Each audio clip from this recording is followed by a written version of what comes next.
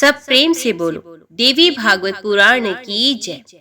श्री नारायण मुनि बोले, हे नारद, गायत्री ब्रह्मत्या का शमन करने वाली है तथा अभिन्न पाद वाली गायत्री की जब से ब्रह्मत्या का पाप लगता है, जो द्विज अभिन्न पाद वाली गायत्री का जप करते हैं वे कई 100 करोड़ कल्पों तक नीचे मुख करके लटके हुए रहते हैं। हे सुव्रत, धर्मशास्त्रों, पुराणों और इतिहासों में गायत्री विविध प्रकार की मानी गई है। यथा प्रणव से सपुटे तथा 6 ओंकार से संयुक्त 5 प्रणव वाली गायत्री का जप करना चाहिए, ऐसा भी शास्त्रों का आदेश है।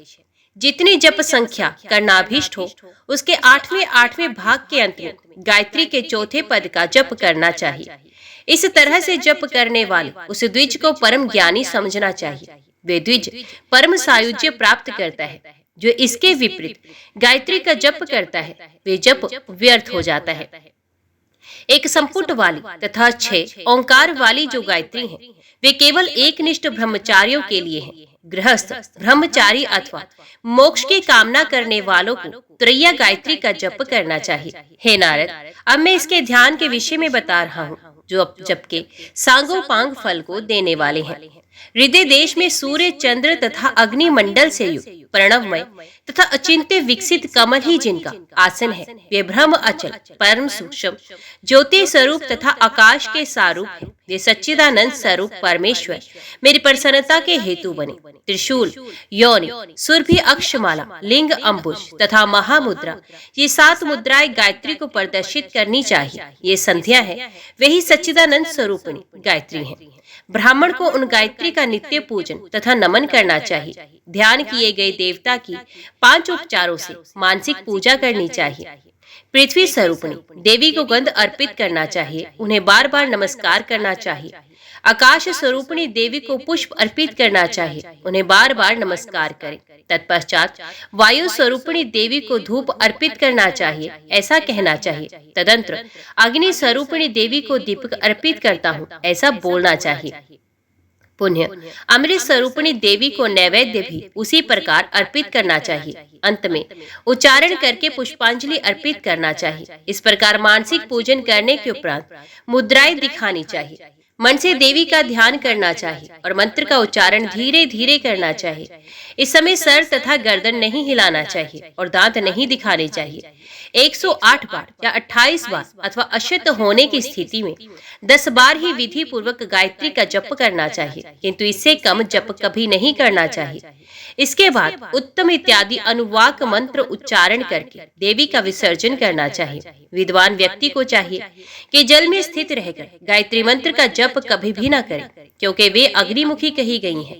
ऐसा कुछ महर्षियों ने कहा है। जब के अनंतर सुरभि ज्ञान, शूर्प, कूर्म, योनि, पंकज, लिंग और निर्वाण की 8 मुद्राएं प्रदर्शित करनी चाहिए। इसके बाद इस प्रकार क्षमा प्रार्थना करें। कश्यप के प्रति प्रिय संभाषण करने वाली हे देवी, मेरे उच्चारण में अक्षरों तथा पदों को जो विचलन हुआ हो और स्वर तथा व्यंजन संबंधी जो दोष रहा हो, उन सबको आप क्षमा कीजिए। हे महामुने, इसके बाद गायत्री तर्पण करना चाहिए। गायत्री इसका छंद कहा गया है। विश्वामित्र इसके ऋषि कहे गए हैं और सविता इसके देवता कहे गए हैं। तर्पण क्रिया में इसका विनियोग किया जाता है। भू ऐसा बोलकर ऋग्वेद पुरुष का तर्पण करता है और भुव ऐसा उच्चारण करके यजुर्वेद का तर्पण करता है और ऐसा कहें स्वः व्याहति का उच्चारण करके सामवेद का तर्पण करता है, ऐसा कहें।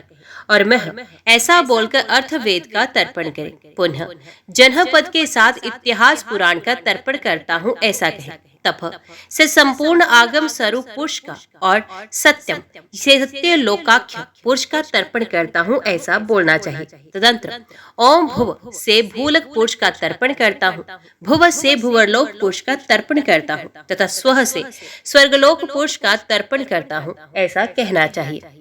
इसके बाद ओम भुव से 1 पदा नाम वाली गायत्री का तर्पण करता हूँ और भुव से द्विपदा गायत्री का तर्पण कर रहा हूँ, ऐसा बोलना चाहिए। स्वह से त्रिपदा गायत्री का तर्पण कर रहा हूँ और ओम भुव भुव स्वः से चतुष्पदा गायत्री का तर्पण कर रहा हूँ, इस प्रकार बोलना चाहिए। तदंतर उषसी, गायत्री, सावित्री, सरस्वती, वेद माता, पृथ्वी, अजा, कौशिकी, संकृति और सार्वजिति इन नामों को उच्चारित करके गायत्री देवी का तर्पण करना चाहिए।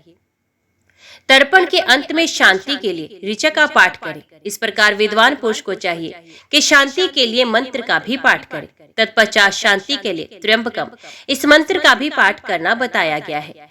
इस मंत्र का जप करना चाहिए। इसके बाद देवघातु इस मंत्र के द्वारा अपने हाथों से संपूर्ण अंगों का स्पर्श करना चाहिए और मंत्र के द्वारा पृथ्वी को प्रणाम करना चाहिए। प्रणाम करते समय द्विज श्रेष्ठ को विधि के अनुसार अपने गोत्र आदि का उच्चारण कर लेना चाहिए। प्रातः कालीन संध्या संबंधी इस प्रकार का विधान कहा गया है। संध्या कर्म समाप्त करने के उपरांत स्वयं अग्निहोत्र भी करना चाहिए। तत्पश्चात एकाग्रचित हो पंचायत पूजा करनी चाहिए। इसमें शिवा शिव, गणेश, सूर्य तथा विष्णु की अर्चना करनी चाहिए। पुरुष सुकृत व्याहृति मूल मंत्र अथवा मंत्र से समाहित चित्र होकर पूजन करना चाहिए। देवी की पंचायतन पूजा में मंडल के मध्य में भवानी का पूजन करना चाहिए। मंडल के ईशान कोण में माधव, अग्नि कोण में पार्वती पति शंकर, नृत्य कोण में गणेश और वाव्य कोण में सूर्य का अर्चन करना चाहिए। देवी पंचायतन में देवताओं की स्थापना का यही क्रम है। मनुष्य 16 ऋचाओं का पाठ करके 16 प्रकार के पूजन उपचार अर्पित करे। सर्वप्रथम देवी की पूजा करके ही अन्य देवताओं की पूजा करें। देवी के पूजन से बढ़कर अधिक पुण्यप्रद कुछ भी दिखाई नहीं पड़ता। इसलिए संध्या कालों में संध्या गायत्री की उपासना श्रुतियों में कही गई है। अक्षत से भगवान विष्णु की, तुलसी से गणेश की, दुर्वा से दुर्गा की तथा केत की, पुष्पों से शंकर की पूजा नहीं करनी चाहिए। मल्लिका, जाति पुष्प, कुटज, पनस, किंशुक, बकुल, कुंद, लोध्र, करवीर, शिंशपा, अपराजिता, बंधुक, अगस्त्य, मदंत, सिंधुवार, पलाश पुष्प, दुर्वाकुल, बिल्वदल, कुशमंजरी, शलखी, माधवी, अर्क, मंदार, केतकी, कर्णिका, कदम्ब, नागकेसर, चंपा, जूही और तगर आदि ये पुष्प देवी को प्रसन्नता प्रदान करने वाले हैं। भवानी के लिए गुग्गुल का धूप और तिल के तेल का दीपक अर्पित करना चाहिए। इस प्रकार देवताओं का पूजन करके मूल मंत्र का जप करना चाहिए। इस रीति से पूजा समाप्त करने के अनंतर ही विद्वान व्यक्ति को वेदाभ्यास में प्रवृत्त होना चाहिए। इसके बाद बुद्धिमान पुरुष को दिन के तीसरे भाग में नियम पूर्वक अपनी वृत्ति के अनुसार अपने आश्रित वर्ग के भरण पोषण हेतु प्रयत्न करना चाहिए।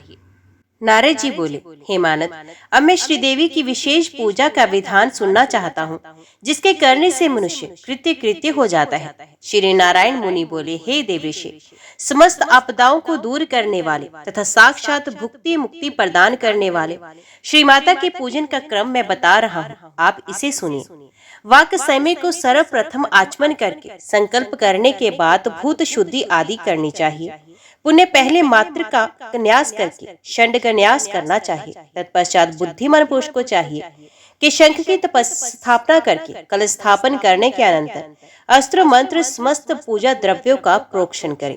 इसके बाद गुरु से आदेश प्राप्त करके पूजा आरंभ करनी चाहिए। पहले पीठ पूजन करके बाद में देवी का ध्यान करना चाहिए। भगवती को भक्ति तथा प्रेम से युक्त होकर आसन आदि उपचार अर्पण करने के पश्चात पंचामृत तथा रस आदि से उन्हें स्नान कराना चाहिए। जो मनुष्य पौंड्रक नामक गन्ने के रस से भरे हुए 100 कलशों द्वारा भगवती महेश्वरी को स्नान कराता है, वे पुण्य जन्म ग्रहण नहीं करता। इसी प्रकार जो पुरुष वेद का पारायण करके आम के रस से तथा ईख के रस से जगदम्बिका को स्नान कराता है, लक्ष्मी तथा सरस्वती उसके घर का त्याग कभी नहीं करती। जो श्रेष्ठ मानव वेद पारायण करते हुए द्रक्षा रस से भगवती महेश्वरी का अभिषेक करता है, वे अपने कुटुंब सहित उस रस में विद्यमान रेणुओं की संख्या के बराबर वर्षों तक देवी लोक में प्रतिष्ठा प्राप्त करता है।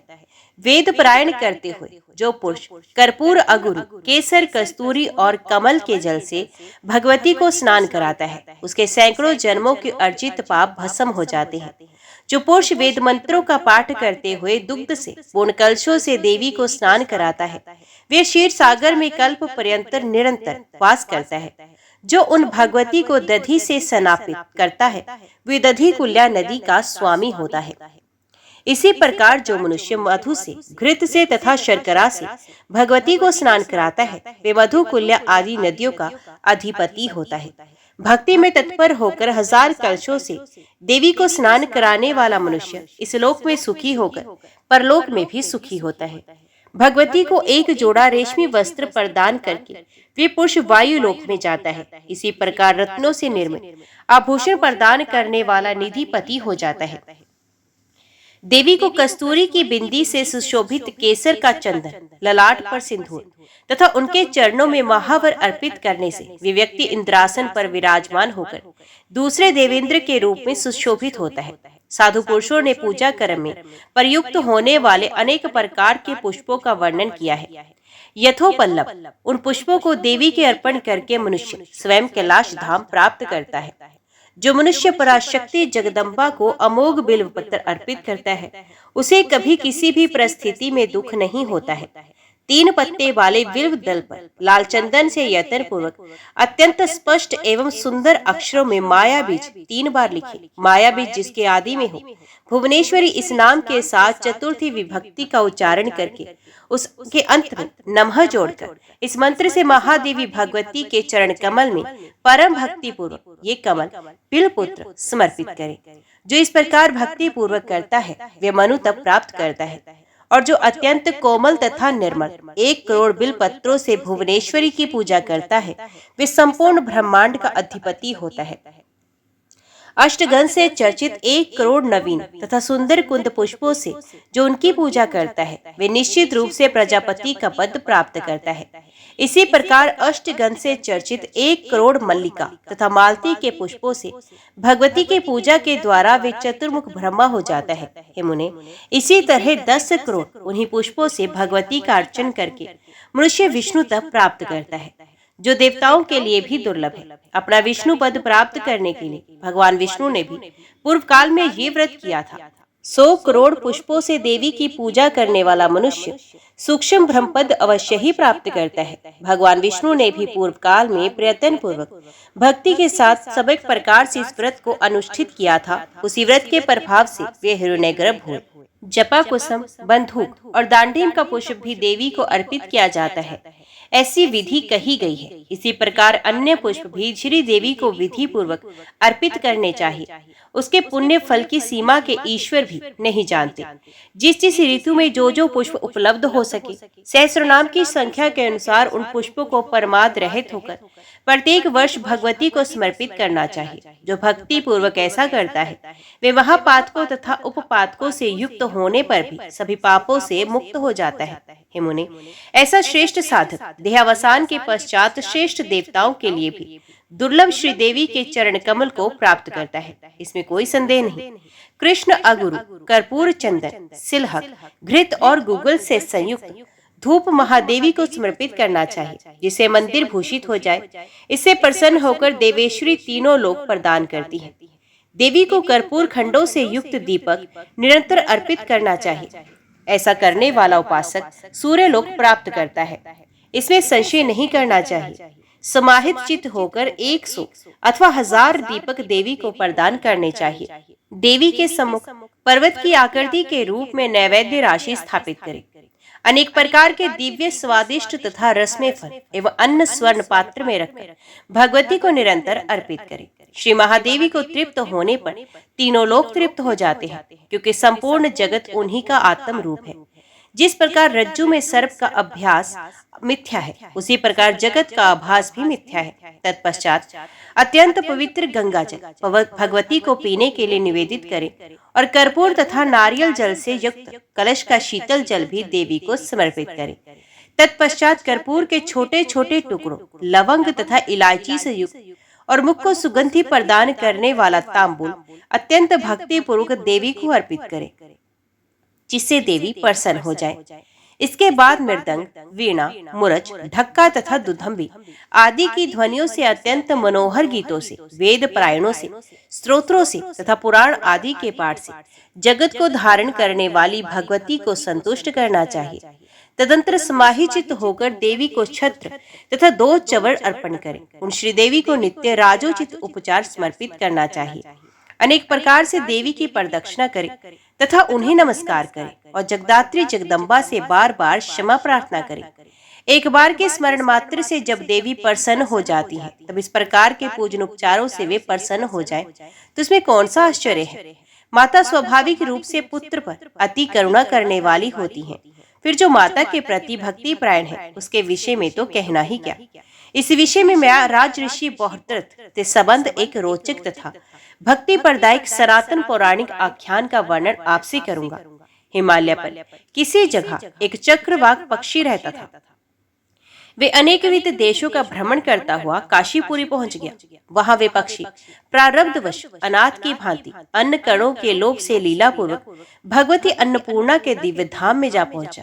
आकाश में घूमते हुए वे पक्षी मंदिर की एक प्रदक्षिणा करके मुक्तिदायिनी काशी को छोड़कर किसी अन्य देश में चला गया। कालांतर में वे मृत्यु को प्राप्त हुआ और स्वर्ग चला गया। वहां एक दिव्य रूपधारी युवक होकर वे समस्त सुखों का भोग करने लगा।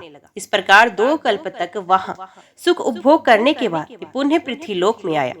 क्षत्रियों के कुल में उसने सर्वोत्तम जन्म प्राप्त किया और पृथ्वी मंडल पर बृहद्रथ नाम से प्रसिद्ध हुआ।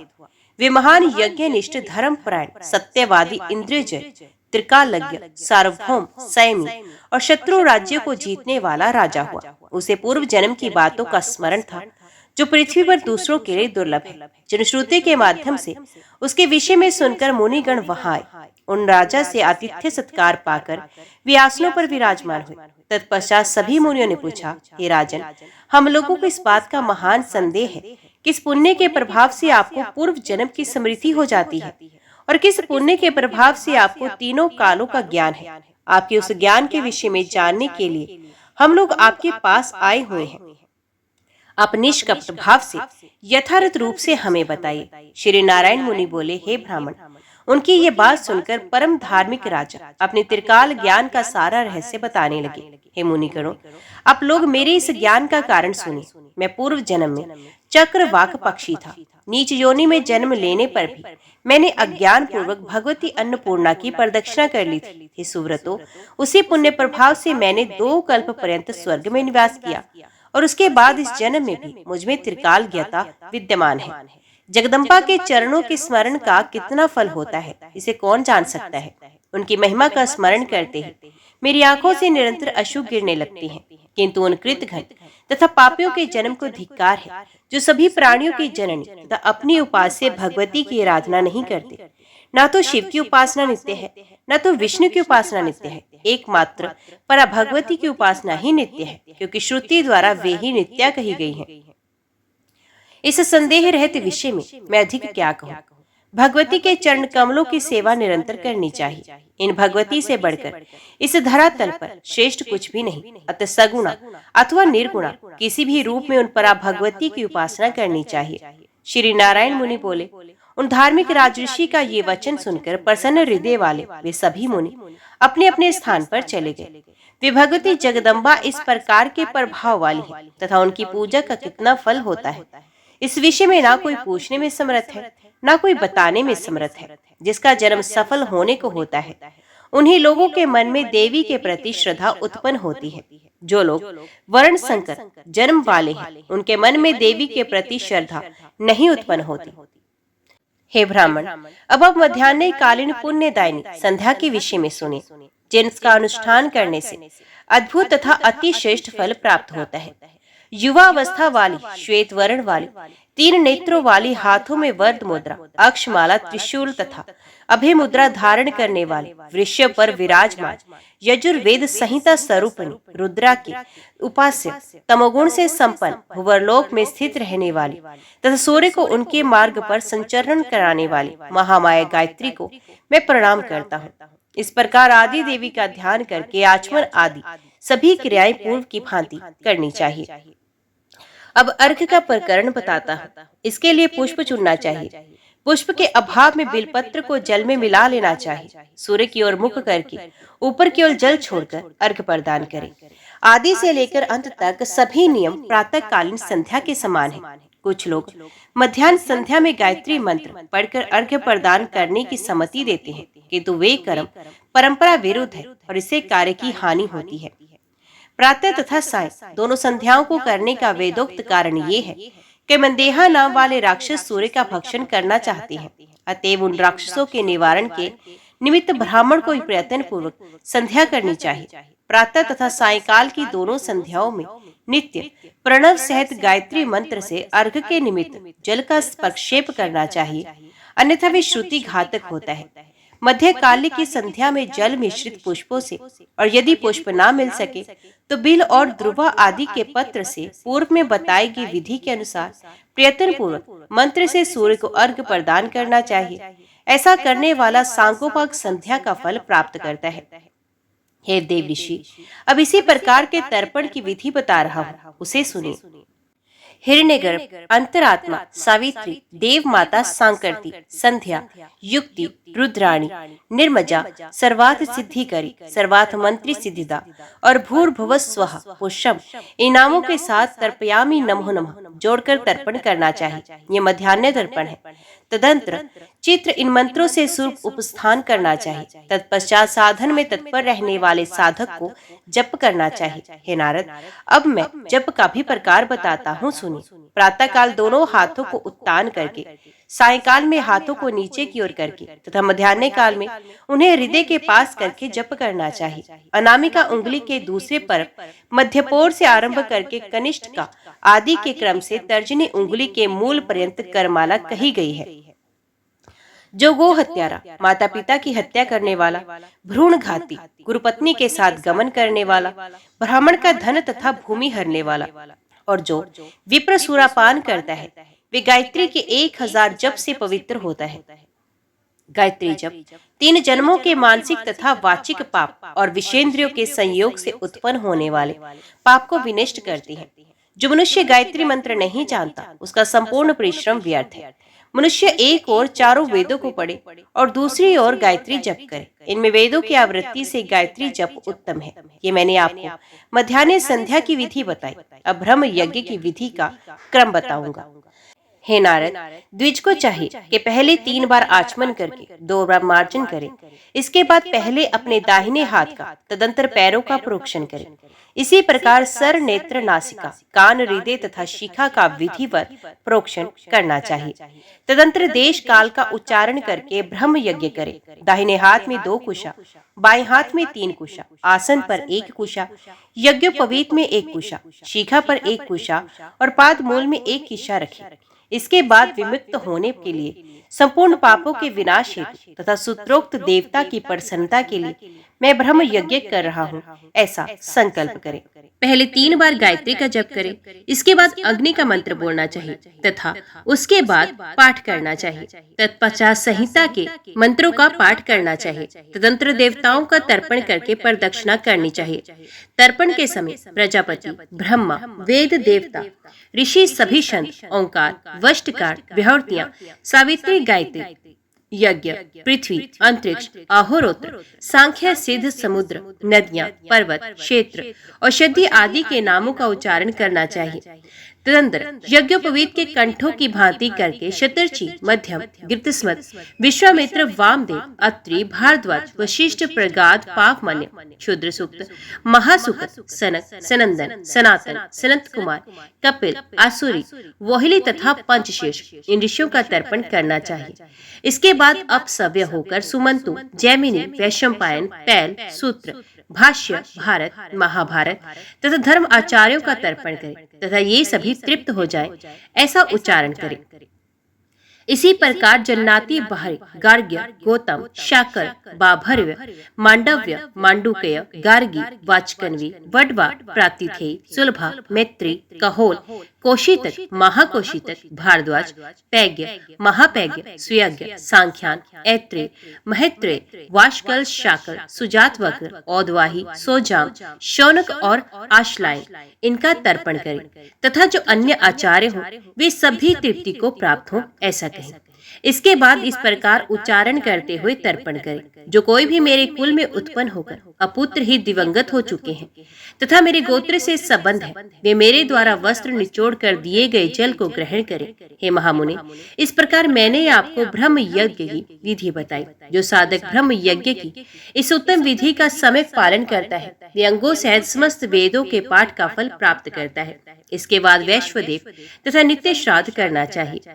अतिथियों को अन्न दान नित्य करना चाहिए। गोग्रास देने के पश्चात ब्राह्मणों के साथ बैठकर भोजन करना चाहिए।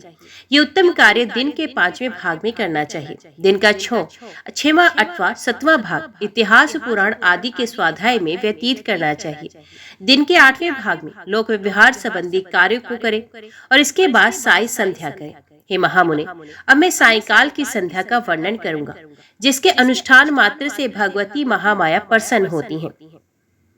साय वेला में साधक योगी को आचमन तथा प्राणायाम करके शांतचित हो पद्मासन लगाकर निश्चल रूप से बैठ जाना चाहिए। श्रुति स्मृति संबंधी कर्मों में प्राणवायु को संयमित करके किया जाने वाला स्मंत्रण प्राणायाम सगर्भ कहा गया तथा ध्यान मात्र वाला प्राणायाम अगर्भ कहा गया। वे अगर्भ प्राणायाम अमंत्रक कहा गया। भूत शुद्धि आदि करके ही कर्म में प्रवृत्त होना चाहिए, अन्यथा उसे कर्म नहीं कहा जाता। लक्ष्य स्थिर करके पूरक, कुंभक और रेचक इष्ट देवता का ध्यान करके विद्वान पुरुष को सायंकाल में संध्या करते समय इस प्रकार ध्यान करना चाहिए। भगवती सरस्वती वृद्धावस्था को प्राप्त है, कृष्ण वर्ण है, वे कृष्ण वस्त्र धारण करती हैं। उन्होंने हाथों में शंख चक्र गदा पद्म धारण कर रखा है। वे गरुड़ रूपी वाहन पर विराजमान हैं। वे अनेक प्रकार के रत्नों से जटित वेशभूषा से सुशोभित हो रही हैं। उनकी पैजनी तथा करधनी से ध्वनि निकल रही है। उनके मस्तक पर अमूल्य रत्नों से निर्मित मुकुट विद्यमान है। वे ताकी हार की अवली से युक्त हैं। मणि में कुंडलों की कांति से उनके कपोल सुशोभित हो रहे हैं। उन्होंने पीताम्बर धारण किया। ये सतचित आनंद स्वरूप वाली हैं। वे सामवेद तथा सत्यमार्ग संयुक्त हैं। वे स्वर्गलोक में व्यवस्थित हैं। ये सूर्य पथ पर गमन करती हैं। सूर्यमंडल से निकलकर मेरी ओर आती हुई इन देवी को मैं आवाहन करता हूँ। इस प्रकार उन देवी का ध्यान करके सायंकाल की संध्या का संकल्प करना चाहिए। साधक पुरुष को शुद्ध मन वाला होकर भगवान नारायण की प्रसन्नता के लिए गायत्री मंत्र का उच्चारण करके सूर्य को अर्घ्य देना चाहिए। दोनों पैरों के समान रूप से सीधा करके हाथों की अंजलि में जल लेकर मंडलस्थ देवता का ध्यान करके कर्म से अर्घ्य प्रदान करना चाहिए।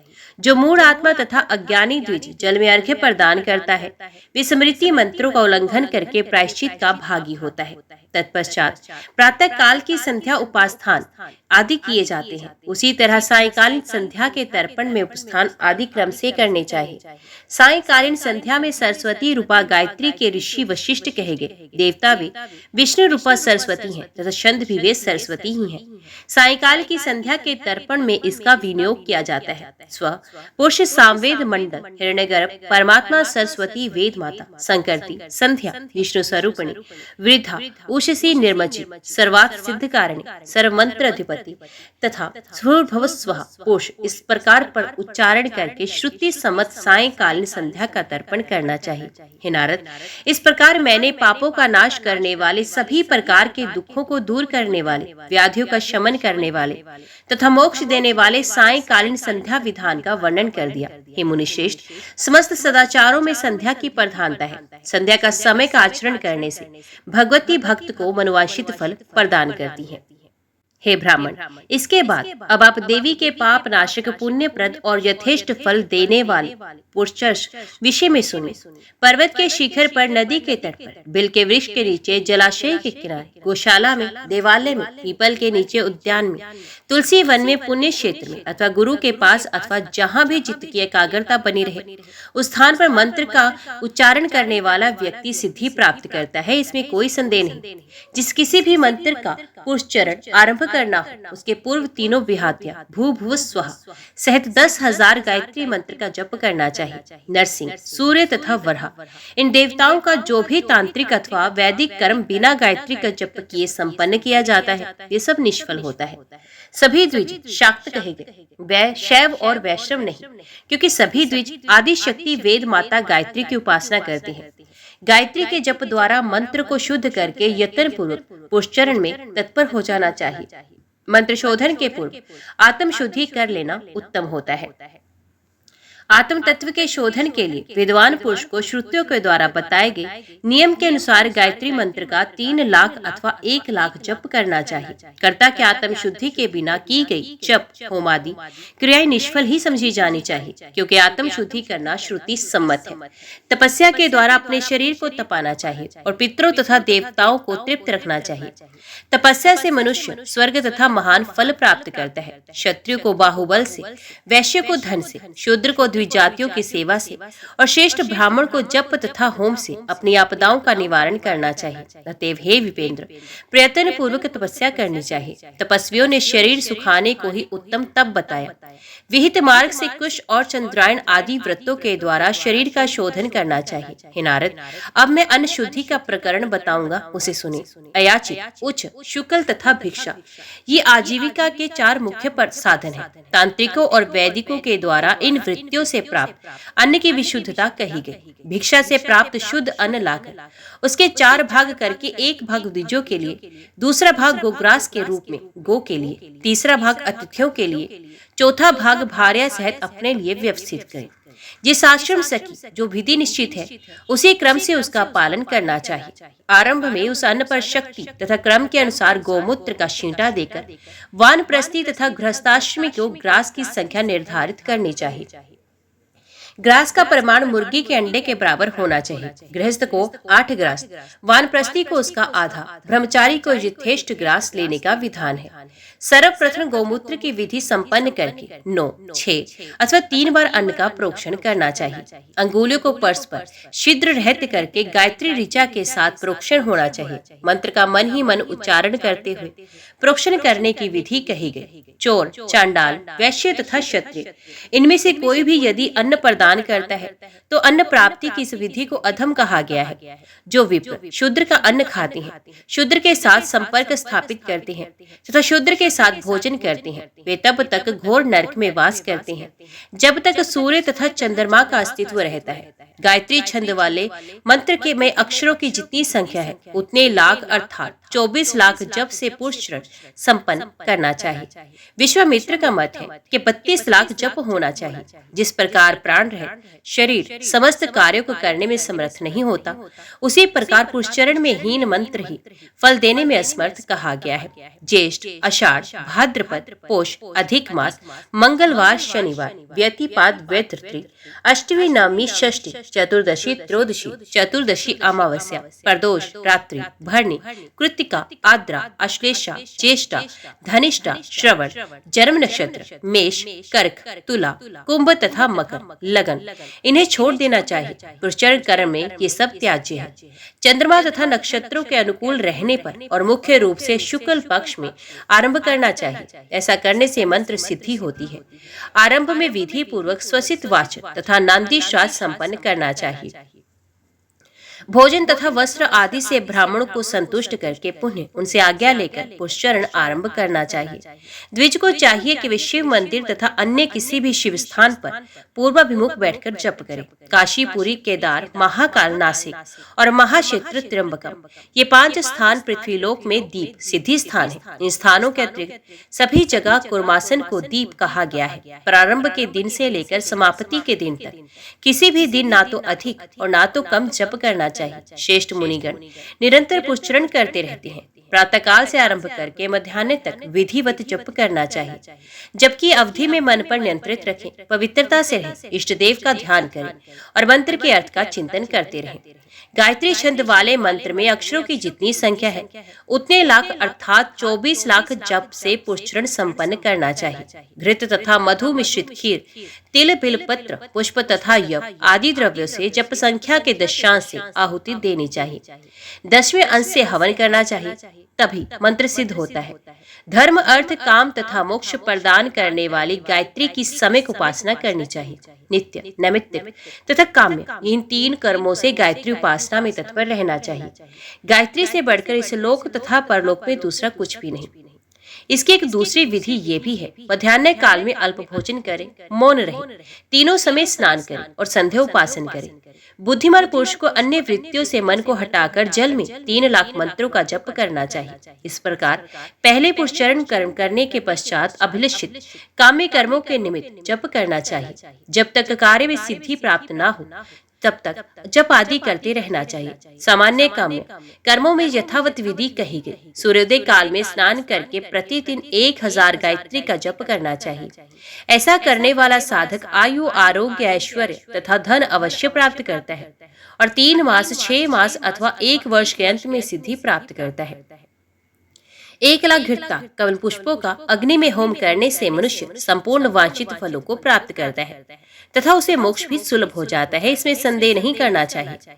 मंत्र सिद्धि किए बिना कर्ता की जप होम आदि क्रियाएं, काम्य कर्म अथवा मोक्ष आदि जो भी हो वे सब निष्फल होता है।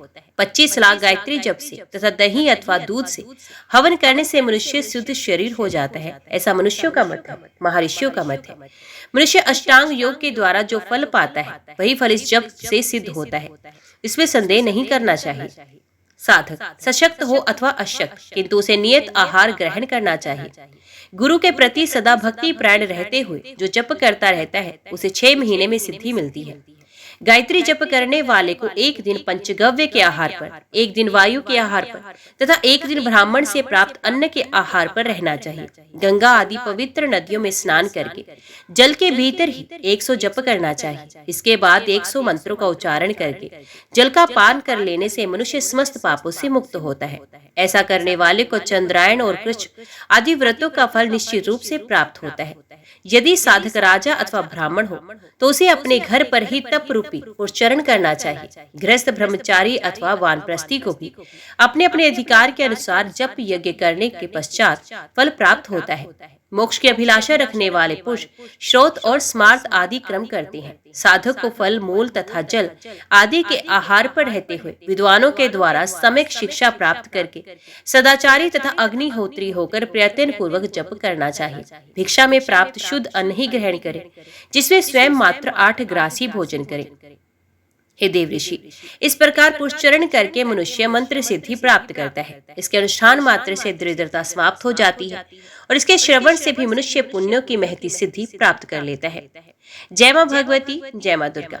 आज की वीडियो में इतना ही। उम्मीद करती हूँ वीडियो आपको पसंद आई होगी। वीडियो पसंद आई हो तो वीडियो को लाइक और चैनल को सब्सक्राइब जरूर कीजिएगा। जय माता दी लिखकर कमेंट बॉक्स में अपनी हाजिरी और अपने सुझाव देना ना भूलेगा। तो मिलते हैं अगली कथा अगली वीडियो के साथ। तब तक के लिए देखते व सुनते रहिए। जय मां कंजक, जय माता दी।